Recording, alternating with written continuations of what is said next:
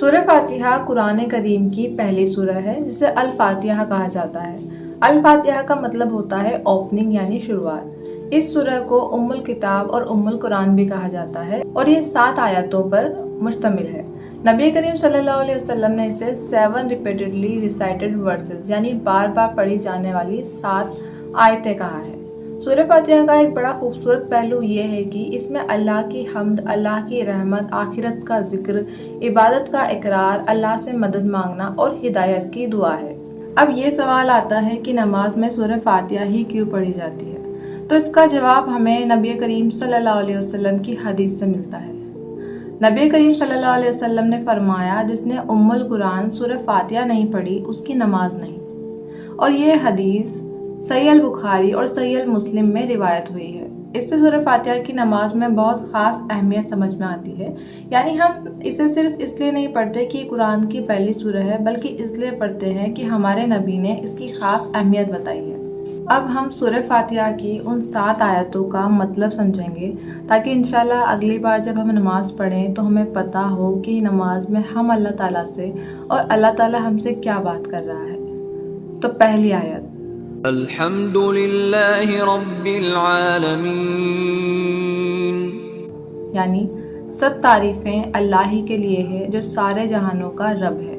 یعنی ہم نماز کی شروعات ہی اللہ کی تعریف سے کرتے ہیں۔ اللہ نے ہمیں پیدا کیا، ہمیں رزق دیا اور ہمیں بے شمار نعمتیں دی۔ دوسری آیت، الرحمن الرحیم، یعنی بڑا مہربان، نہایت رحم کرنے والا۔ اللہ کی رحمت کتنی بڑی ہے، ہم کتنی غلطیاں کرتے ہیں پھر بھی اللہ ہمیں توبہ کا موقع دیتا ہے۔ اس لیے نماز میں اللہ کے سامنے کھڑے ہوتے وقت ہمیں اس کی رحمت کو بھی یاد دلایا جاتا ہے۔ تیسری آیت، مالک یوم الدین، یعنی جزا کے دن کا مالک، یعنی قیامت کے دن ہم سب کو اللہ کے سامنے لوٹنا ہے۔ یہ آیت ہمیں یاد دلاتی ہے کہ دنیا کی زندگی ٹیمپرری ہے اور ایک دن ہمیں اپنے رب کے سامنے جواب دینا ہے۔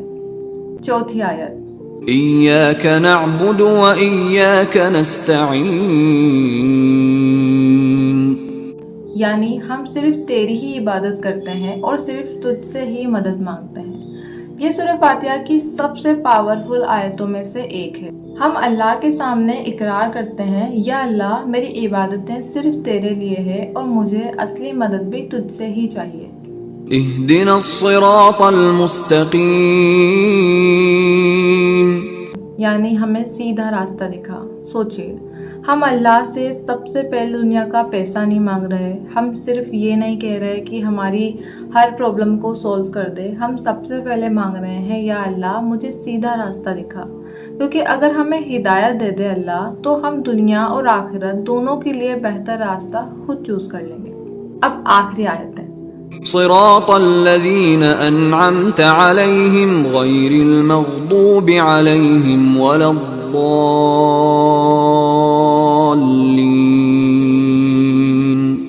یعنی ان لوگوں کا راستہ جن پر تو نے انعام فرمایا، نہ ان کا جن پر غضب ہوا اور نہ بھٹکے ہوئے لوگوں کا۔ یعنی ہم اللہ سے دعا کرتے ہیں، یا اللہ مجھے ان لوگوں کے راستے پر چلا جن سے تو راضی ہے اور مجھے گمراہی سے بچا۔ تو اگلی بار جب آپ نماز میں سورہ فاتحہ پڑھیں تو صرف الفاظ سے مت پڑھنا، ایک پل کے لیے اس کا مطلب یاد کرنا۔ جب کہیں الحمدللہ رب العالمین تو اللہ کی نعمتوں کو یاد کرنا۔ جب کہیں ایاک نعبد و ایاک نستعین تو دل سے اللہ پر بھروسہ کرنا۔ اور جب کہو اہدنا الصراط المستقیم تو دل سے دعا کرنا، یا اللہ مجھے ہمیشہ سیدھے راستے پر قائم رکھ۔ اللہ ہم سب کو صراط المستقیم پر قائم رکھے، آمین۔